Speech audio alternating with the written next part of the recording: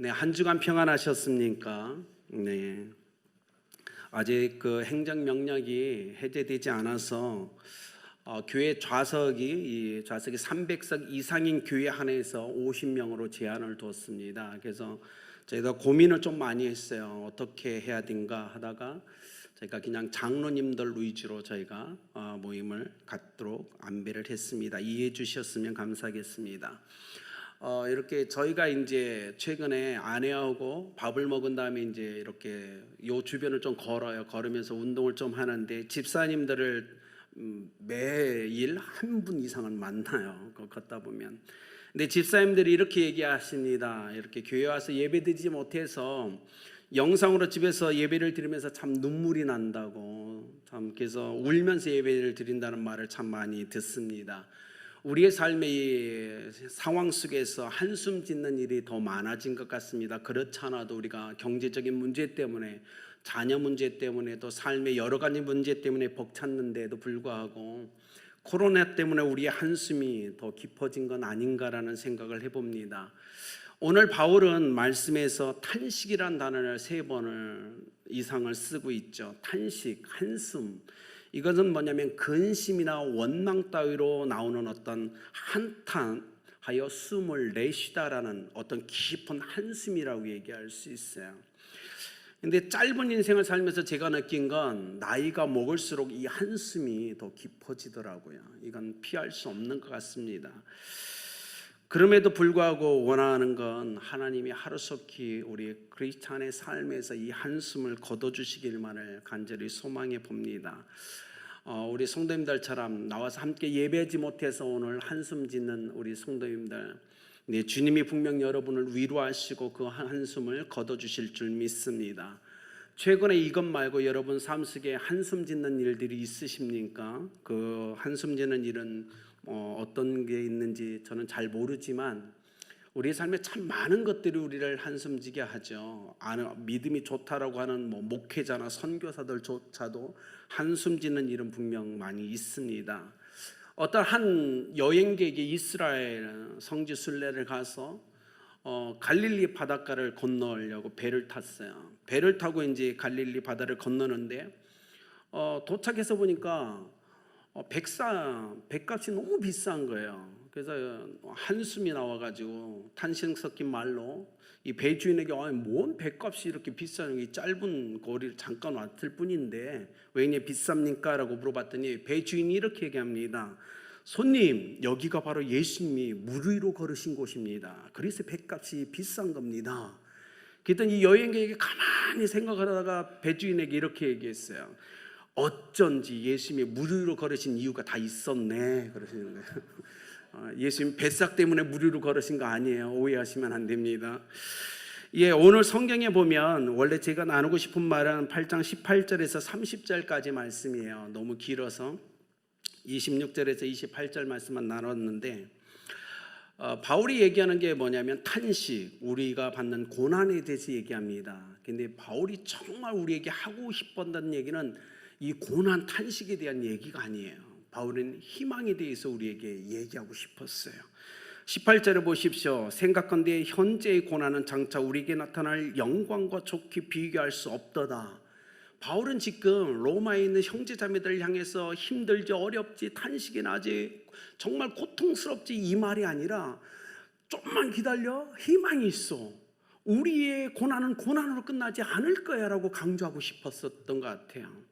그래서 어떡하죠? 오늘 30절에도 이렇게 하죠. 하나님이 우리를 영화롭게 하셨느니라 라는 30절의 마지막 글을 쓰죠. 그러니 힘내라 라고 얘기해요. 여러분 믿으십니까? 그리스도인의 삶은 고난이 고난으로 끝나지 않는다는 사실을 믿으시길 바랍니다. 지금 현재 우리가 한숨 져요. 탄식이 있습니다. 고통이 있어요. 그러나 바울은 거기에 머무르면 안 된다고 얘기합니다. 우리는 희망을 바라봐야 된다는 거예요. 하나님이 우리를 영화롭게 하셨어요. 그것이 성취될 겁니다. 그러니 우리는 절망과 좌절 가운데 한숨 지는 인생이 아니라 희망을 노래하는 삶을 살아가야 된다고 오늘 바울이 강조하는 거예요. 그러면 그 희망에 대해서 3가지 탄식을 가지고 우리가 좀 나눴으면 좋겠습니다. 바울이 이렇게 얘기합니다. 첫 번째, 피조물의 탄식에 대해서 얘기하죠. 피조물의 탄식에 대해서 얘기합니다. 22절, 피조물이 다 이제까지 함께 탄식하며 함께 고통을 겪고 있는 것을 우리가 아느니라. 피조물이 탄식하고 있어요, 여러분. 왜요? 하나입니다. 우리가 다 알고 있는 거예요. 인간들 때문에 그래요. 이 못된 인간들 때문에. 인간들 때문에 이 피조물이 훼손되고 오염되고 파괴되었어요. 그리고 썩어짐의 종로로서 하게 되었다는 걸 우리는 알고 있지 않나요? 오늘 우리가 겪는 기후변화나 자연재해 어떻게 일어난 겁니까? 전부 우리 인간 때문에 일어났다고 우리가 볼 수 있지 않을까요? 여러분, 2019년 12월 1일에 유엔 사무총장인 안토니오 구테우스가 이렇게 얘기했어요. 수십 년 동안 인류는 지구와 전쟁을 해왔다. 그리고 이젠 지구가 인간을 반격하기 시작했다라고 표현을 했어요. 여러분, 우리가 말씀드린 것처럼 어떻게 했죠? 아담과 하와가 범죄한 후에 이 땅은 저주를 받지 않나요? 우리 때문에 그랬다고요. 창세기 4장에 보십시오. 가인이 사랑하는 동생 아벨을 죽이고 그 피가 땅에 떨어지자마자 하나님이 뭐라고 얘기하면 내 아우의 핏소리가 땅에서부터 그죠? 소리친다고 얘기해요. 그러면서 12절에 창세기 4장 12절에 이렇게 얘기합니다. 내가 밭을 갈아도 땅이 다시는 그 효력을 내게 주지 아니할 것이다 라고 하나님이 선포해요. 뭐죠? 땅이 상처를 받은 거예요. 인간의 범죄함 때문에. 그래서 어떻게 해요? 토라져 가지고 효력을 더 이상 발휘하지 않아요. 상처를 받았기 때문에. 누구 때문에? 인간 때문에. 인간이 범죄하자마자 이 피조 세계가 여러분 썩어짐의 종노릇하는 삶을 살아갈 수밖에 없는 상황 가운데 내몰린 겁니다. 여러분 그거 보셨습니까? 예수라는 영화 우리 최소한 한 번 이상은 다 봤죠. 그 마지막에 갈 때 어떤 그림이 나오죠? 십자가 못 박힌 예수님 그 가신 면류관 쓰신 이마에서부터 피가 흘러나오기 시작합니다. 그렇죠. 온몸에 채찍으로 맞아 온몸에서 피가 흘러나오고 손과 발에서 피가 흘러서 어떡하죠? 기둥을 타고 땅으로 흘러요. 그리고 어떡하죠? 막 땅으로 흘러가는 장면 생각나시나요? 여러분 우리가 그렇게 질문할 수 없죠. 질문할 수 있죠. 생각 없이 우리가 예수의 영화를 봤지만 왜 하나님은 그리고 왜 저 감독은 예수님의 보혈이 땅에 흘러가는 것들을 그렇게 장면에 집어넣었을까라는 질문을 한번 해보게 되죠. 왜 그렇죠? 우리 다 아는 거예요. 창세기 2장 17절 말씀처럼 아담과 하와가 범죄한 후에 피조물이 썩어짐의 종노릇하는 삶으로 여러분은 완전히 나가 떨어진 거예요. 그것을 회복하려면 어떻게 해야 되죠? 피조물의 회복도 열쇠는 예수 그리스도입니다. 그렇기 때문에 그 보혈이 땅을 적셔야만 되는 거예요. 그래야 이 피조 세계가 회복될 수 있으니까 그들이 썩어짐의 종로에 대해서 완전한 해방을 맛볼 수 있는 것 그리스도가 열쇠였기 때문에 그래요. 그렇지 않습니까? 여러분 보십시오. 인간만이 구속을 기다리는 게 아니라는 거예요. 오늘 성경에 보면 이 피조 세계도 하나님의 구속을 기다리고 있다라고 분명하게 얘기하고 있습니다. 여러분 주님이 먼저 우리를 구원한 이유 똑같아요. 우리 구원받은 사람들을 통하여 이 피조 세계를 회복시키기를 원하시는 하나님의 마음 때문에 그래요. 우리를 구원하기 위해서 예수 그리스도를 먼저 죽이셨고 부활하게 하셔서 우리에게 영원한 생명을 주신 것처럼 오늘 하나님이 이 땅의 그리스도인들 우리를 먼저 구원한 이유는 우리를 통하여 이 피조 세계에 위로하기를 원하시는 하나님의 마음 때문이라는 사실을 믿으셔야만 됩니다. 이재철 목사님이 이런 예화를 쓰셨어요. 혹시 여러분 들어보셨나 모르겠지만 어떤 사람을 만난 거예요. 그리고 그에게 질문합니다. 왜 예수님을 믿지 않으세요? 라고 질문했어요. 그랬더니 그가 이렇게 얘기해요. 목사님 우리 동서가요 캐톨릭 신자입니다. 그런데 제가 그 집을 자꾸 놀러 가거든요. 자주. 근데 놀러 가서 보면 그 집의 뒷마당에 예쁜 화초가 굉장히 많았는데 다 죽었어요. 다 죽었어요. 그러면서 얘기하는 거예요. 예수 믿는 사람들은 생명이 있다고 얘기하지 않나요? 그러면 화초도 죽으면 안 되잖아요. 살아야죠. 근데 그 집에 갔더니 다 죽었어요. 그래서 저는 하나 신이 없다라고 저는 생각했어요. 화초 잘 키우셔야 돼요. 안 그래요? 믿지 않는 사람이 와서 여러분 집에 화초 죽은 거 보면 실망하고 시험 들 수 있어요. 그러나 그것은 아니죠. 그런데 중요한 건 뭐냐면 여러분, 이 피조 세계는 분명히 우리 하나님의 아들들이 빨리 회복되어 거룩한 영광에 동참하기를 원한다는 거예요. 우리를 통해서 하나님이 이루실 그 일을 기대합니다. 21절, 피조물도 썩어짐의 종노릇을 하고 있다고 분명히 선포하면서 그들이 해방을 기대하고 있다고 얘기합니다. 19절, 피조물에 고대하는 바는 하나님의 아들들이 나타나는 것이라고 분명히 얘기하고 있어요. 피조물 스스로는 자신을 우리와 동일하게 구원할 수 없어요. 그들의 생명을 회복시키거나 평안을 보장할 수 없습니다. 그 능력이 피조 세계에는 없는 거예요. 유일하게 그 피조 세계가 회복되기 위해서는 우리와 동일하게 그리스도의 은혜가 필요한 거예요. 그런데 그가 얘기합니다. 하나님의 아들들이 나타나는 그때를 기다린다라고 얘기합니다. 여러분, 우리는 기다려야 돼요. 기대해야 돼요. 피조 세계는 분명 회복될 겁니다. 언제요? 예수 그리스도께서 이 땅에 오실 때, 우리가 완전한 영광이 들어갈 때 피조 세계는 썩어짐의 종노릇한테 완전한 해방이 되어 새롭게 된 모습으로 우리를 섬길 겁니다. 믿으십니까? 성경이 그걸 얘기하고 있지 않나요? 그거 위해서 우리가 해야 될 일이 하나가 있죠. 뭐죠? 복음을 땅끝까지 하루속히 전하는 겁니다. 복음이 땅끝까지 온 세상에 전파된 후에야 내가 오겠다고 주님 말씀하신 것처럼 복음이 하루속히 땅끝에 선포되고 예수 그리스도가 이 땅에 오셔서 우리가 영화롭게 될 때 피조 세계는 완전한 해방과 자유를 맛볼 수 있어요. 열쇠는 우리예요. 피조물들을 자유케 하고 그들을 해방시킬 수 있는 그 유일한 비결은 바로 이곳에 있는 그리스도인들이 복음을 하루속히 땅끝에 전하는 것, 그것이 핵심입니다. 그렇기 때문에 우리 아름다운 교회 성도님 여러분, 우리 열심히 복음 전합시다. 땅끝까지 복음을 전해줘야 돼요. 그래야 피조 세계는 완전한 자유와 해방을 맛볼 수 있습니다. 열쇠는 우리가 갖고 있는 거예요. 그래서 오늘 19절 말씀처럼 피조물에 고대하는 바는 하나님의 아들들이 나타나는 그 시간을 지금 기다리고 있는 거예요. 그리고 그 열쇠를 하나님이 그리스도인들에게 허락하셨습니다. 너희가 복음을 갖고 모든 민족, 온 세상에 복음을 전하면 그때 내가 올 거야. 그때를 피조물들도 기다리고 있는 거예요. 그러니 우리 더 열심히 복음을 전해야 되지 않을까요? 바울이 피조물들에게 희망을 얘기합니다. 일 거야. 하나님의 아들들인 그리스도인들이 복음을 땅끝까지 전할 거야. 그때가 올 거야. 그러면 너희들도 자유케 될 거야 라고 얘기해 주는 거예요. 두 번째로 바울이 이렇게 얘기합니다. 성도들의 탄식에 대해서 23절 얘기합니다. 이뿐 아니라 또한 우리 곧 성령의 처음 익은 열매를 받은 우리까지도 속으로 탄식하여 양자될 것 우리 몸의 구속을 기다린다라고 얘기하죠. 여러분 기억하셔야 돼요. 우리 성도님들의 탄식과 한숨은 예수 믿지 않는 사람들의 육신적 그 탄식과 절망과는 다른 차원입니다. 한번 잘 보세요. 23절 뭐라고 얘기했죠? 탄식하여 양자될 것 곧 우리 몸의 구속을 기다리느니라. 우리 그리스도인들은 탄식이 있습니다. 한숨이 있어요. 근데 그 탄식과 한숨은 뭐예요? 기다림의 탄식이에요. 삶의 문제 때문이 아니고 기다림의 탄식. 예수님이 하루속히 이 땅에 오셔서 영원한 양자의 삶을 살아가는 그때를 기다림에 대한 탄식입니다. 이건 차원이 다른 거죠.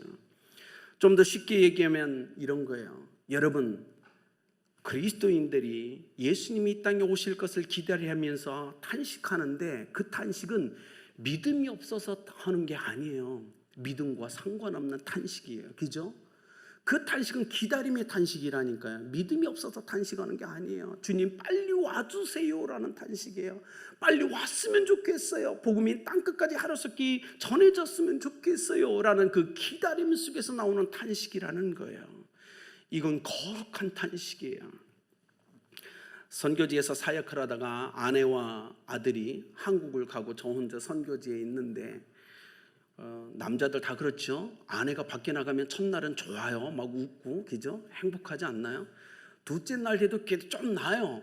3일 뒤면 이제 밥에 먹는 것부터 시작해서 청소에 빨래 막 스트레스가 쌓이죠. 한 4일 되니까 아내가 빨리 왔으면 다시는 혼자 가지 않았으면 막 이런 기대감이 없나요?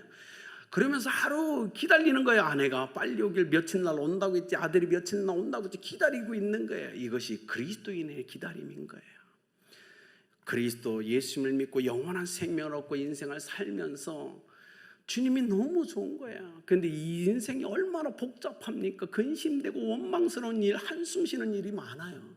그래서 주님 빨리 와달라고 그러면서 나오는 한숨인 거야. 이건 거룩한 겁니다. 30절에 뭐라고 얘기죠? 또 미리 정하신 그들을 또한 부르시고 부르신 그들을 또한 의롭다 하시고 의롭다 하신 그들을 또한 영화롭게 하였느니라 라고 얘기합니다. 뭐죠? 주님이 이렇게 얘기하는 거예요. 탄식이 탄식으로 끝나지 않을 거다라고 얘기하는 거예요. 우리의 탄식은 마지막이 있습니다. 그리고 우리는 거룩한 영광 가운데 들어갈 겁니다. 그러니 사랑하는 성도님들, 지금 한숨이 나오죠. 탄식스럽죠. 조금만 더 견디셨으면 좋겠어요. 우리의 탄식은 결코 영원하지 않다는 믿음을 가지시길 바랍니다. 350명의 선교사를 태운 배 둘로스가 전 세계를 돌아다니면서 복음을 전합니다. 한 번은 필리핀 잠보안가에 그 둘로스 배 350명의 선교사들이 필리핀 잠보안가에 도착해서 복음 집회를 열었어요. 근데 갑자기 이슬람 교도가 수리탄을 가지고 그 집회에 수리탄을 던져버렸어요. 순간 젊은 2명의 청년이 죽고 맙니다. 32명의 수리탄 폭발로 다치고 말아요. 죽은 2명, 18살의 소피아, 19살의 카렌이라는 젊은 친구들이었어요. 그들이 죽은 소식을 이 둘로스 이 선교의 대표가 그 부모님들에게 편지를 써서 전했습니다. 안타깝게 이곳에서 집회를 하다가 이슬람 교도가 던진 수리탄에 당신의 아들과 딸이 죽었습니다 라고 편지를 보냈어요. 근데 그 소피아와 카렌의 부모님이 그들에게 이렇게 답장을 보냅니다. 우리는 그 소식을 듣고 잘 대처하고 있습니다. 여러분, 더 열심히 복음을 전하는 일을 계속해 주시길 부탁드립니다.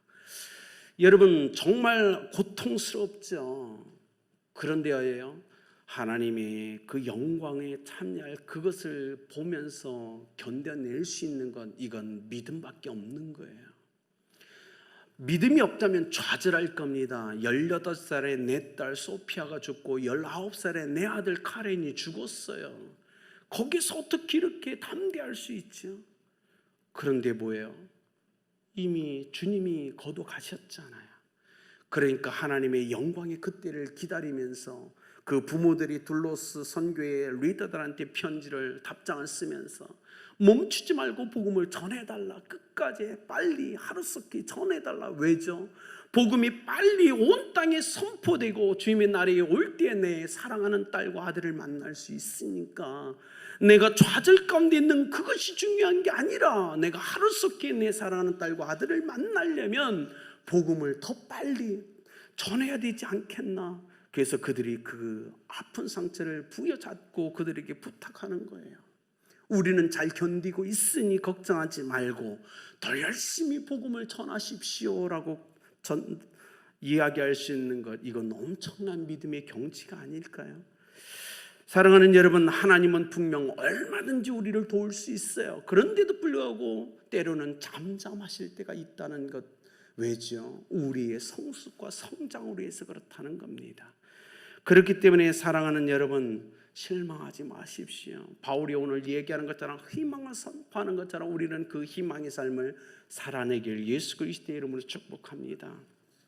세 번째로 오늘 읽은 본문처럼 성령의 탄식이 나옵니다. 26절, 이와 같이 성령도 우리 연약함을 도우시나니 우리가 마땅히 빌 바를 알지 못하나 오직 성령이 말할 수 없는 탄식으로 우리를 위하여 친히 간구하시느니라. 성령이 왜 탄식해야 되죠? 성령은 철저하게 우리를 돕기 위해 이 땅에 오셨습니다. 믿으십니까? 근데요, 성령이 탄식할 이유가 전혀 없는데 성령님이 탄식하고 있다고 얘기합니다. 우리 안에서 탄식하는 성령의 음성을 우리는 듣지 못해요. 그렇죠? 우리 다 알고 있잖아요. 성령이 우리 안에서 탄식합니다. 탄식할 이유가 없는 성령이 탄식하고 있고, 우리를 위해 탄식할 때 우리는 그 음성을 들을 수는 없지만 우리는 믿잖아요. 성령이 그렇게 역사하고 있다는 것. 여러분, 아이를 다 키워보셨죠? 어릴 때 어떡하나요? 두 아이를 키우다 보면 한 아이가 갑자기 울기 시작합니다. 그러면 옆에 있는 아이가 뭐예요? 그냥 따라 울어요. 그렇지 않나요? 그냥 울면 그냥 슬픈 거예요. 형제가 울면 형이 울고 동생이 울면 같이 울어요. 그냥 엄마가 가끔 너는 왜 우냐? 근데 울어요. 뭐죠? 그냥 그 목소리에 그죠? 그냥 슬픔이 느껴지나 봐요. 우리 성령이 우리 속에서 그런다는 겁니다. 우리가 이 험한 세상에서 힘겨워서 한숨 쉬며 탄식하며 울부짖을 때 우리의 마음을 누구보다 잘 아시는 성령께서 우리 안에서 우리와 함께 울어준다는 거예요. 한숨 져준다는 겁니다. 탄식한다는 거예요. 때로 우리가 너무 믿음이 연약해서 쓰러지고 넘어지고 좌절하며 죄에 빠지기 때문에 우리 안에서 안타까워하면서 우리를 위해 탄식한다고 얘기합니다. 그렇게 성령은 우리를 돕고 계신 거예요. 여러분, 절대 평생에 성령을 거역하지 마십시오. 이렇게 좋은 성령이 우리 가운데 있다는 건 얼마나 행복하죠? 여러분, 아내가 울고 있는데 남편이 들어와서 왜 우냐고 그럴 때 속상하죠? 참, 그죠? 속도 몰라. 내가 얼마나 힘들지. 저도 그래요. 죄송합니다. 근데 성령은요, 그렇지 않다는 거예요. 내 마음을 너무나 잘 알기 때문에 내가 슬퍼할 때 함께 슬퍼해 줍니다. 27절에 그래서 이렇게 얘기해요. 하나님의 뜻대로 성도를 위하여 간과심이니라. 너무나 멋진 표현.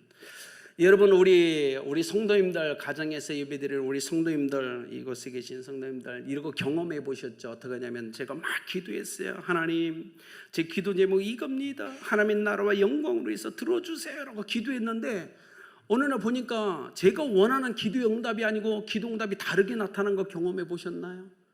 다 경험해 보셨죠? 왜 그렇다고 생각하세요? 예, 성령이 하나님의 뜻대로 나를 위해서 간구하셨기 때문에 그래요. 나는 나를 위해서 기도했는데 성령이 내 안에서 그 문제를 가지고 하나님의 뜻대로 구하셔서 응답이 임했는데 내 기도의 응답이 아니라 내 안에 계신 성령의 기도의 응답을 하나님이 주신 거라고 생각하지 않으세요? 그것이 하나님의 놀라운 은혜이지 않을까요? 그러니 우연히 일어난 것이 아니라고 믿으시면 됩니다. 내가 기도할 때 성령께서 내 안에서 하나님의 뜻대로 나를 위해서 기도해 주세요. 그러니 어느 때는 내가 원하는 기도의 응답이 아니라 성령이 기도했던 그 기도의 응답이 나한테 이루어집니다. 이건 은혜죠. 그렇지 않나요? 어느 날 계속 기도하는데 이상한 기도가 입속에서 막 나오기 시작해요. 제가 기도 제목을 적지 않았는데 엉뚱한 기도가 막 나올 때 있지 않나요? 시간이 지난 후에 여러분 무엇을 확신합니까? 성령께서 이렇게 기도시키셨구나. 그래서 이 응답이 임했구나. 그런 거 경험해 보시지 않았나요? 성령은 그렇게 우리를 도우십니다. 우리의 불완전한 기도를 완전케 도우시는 분은 성령이신 거예요. 오늘 성경이 그 얘기를 얘기하죠. 그렇기 때문에 우리의 기도의 마지막은 예수님이 하신 것, 그 고백을 해야 돼요. 아버지의 뜻대로지기를 원합니다. 그것이 기도의 마지막이 되어야 되는 거예요. 왜냐하면 내 기도와 함께 내 안에 계신 성령이 기도하시기 때문에 하나님의 뜻이 이루어지기를 원합니다. 하나님, 내 뜻이 아니고 하나님의 뜻을 이루소서라고 기도해야 돼요. 오늘 28절, 우리가 알거니와 하나님을 사랑하는 자 곧 그 뜻대로 부르심을 입은 자들에게는 모든 것이 합력하여 선을 이루느니라. 우리가 믿음으로 이렇게 고백할 수 있는 이유는 성령이 우리 안에서 우리를 위하여 탄식하며 하나님의 뜻대로 기도해주기 때문에 우리는 28절을 분석하고 쪼개는 그런 필요도 없이 그냥 믿으면 되는 거예요. 아멘. 성령이 나를 위해 탄식하며 아버지의 뜻대로 기도하오니 하나님을 사랑하는 모든 사람에게는 그 뜻대로 부르심을 입은 자들에게는 모든 것이 합력하여 선을 이룰 거다라고 선포할 수 있어야 돼요. 성령이 우리를 위해 기도하시기 때문에 그냥 믿으시면 됩니다. 믿으시면 되니까 왜 그렇지 생각할 필요도 없어요. 성령이 나를 위해 기도하니 우리가 이 땅에 살아가는 모든 삶의 그 기간 동안 여러분 모든 것은 합력하여 선을 이룰 겁니다. 그래서 우리를 가장 선한 길로 인도하며 세워줄 거예요. 이 믿음이 우리에게 필요한 줄 믿습니다. 결론을 맺을까 합니다. 사랑하는 성도님들, 말씀드렸지만 한숨 쉴 일이 많아지죠. 단식할 일이 많아지죠. 언뜻 보면 기독교를 공격하는 것 같고 예수 믿는 우리를 삶의 자리에서 엉뚱한 곳으로 인도해 가는 건 아닌가라는 안타까움이 있습니다. 저는 잘 모르지만 미국 LA에서 북서쪽으로 5,000km 정도 가면 죽음의 계곡이라는 데스밸리라는 곳이 있다고 얘기합니다. 북미에서 가장 더운 지역 중에 하나라고 얘기합니다. 5월부터는요 출입이 금지된다고 합니다. 왜냐하면요 너무 더워서 차량의 타이어가 녹는데요. 그 정도로 너무 더운 폭염 때문에 출입이 금지되는 지역이라고 얘기합니다. 나무는커녕 풀 한 폭이 곤충 한 마리도 살 수 없는 아주 삭막한 곳이라고 얘기합니다. 그런데 놀라운 일이 그곳에 일어났습니다. 2004년 겨울에요 50년 만에 아주 기록적인 비가 그곳에 쏟아졌다고 얘기합니다. 2004년 겨울에 50년 만에 기록적인 폭우가 쏟아지고 2005년 봄에 사람들이 차를 몰고 그 지역을 통과할 때 놀라운 일을 경험했다고 생각해요. 그 광활한 삭막한 땅에요 풀이 다 나와 있고요 엄청난 꽃이 피어서 너무 장관이었다고 얘기합니다. 사람들이 길가에 차를 대고 그 사진 찍느라고 정신이 없었다고 얘기해요. 풀 한 폭이 곤충 한 마리 살 수 없다고 생각한 상망한 땅.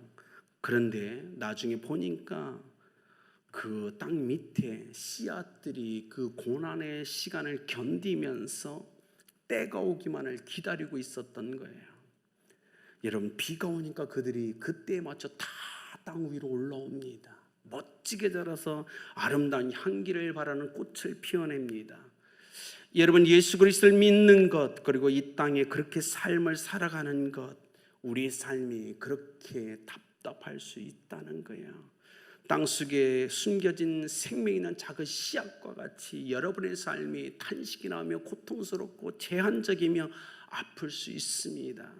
그러나 데스밸리의 그 땅속에 있는 작은 씨앗과 같이 우리는 견뎌내야 됩니다.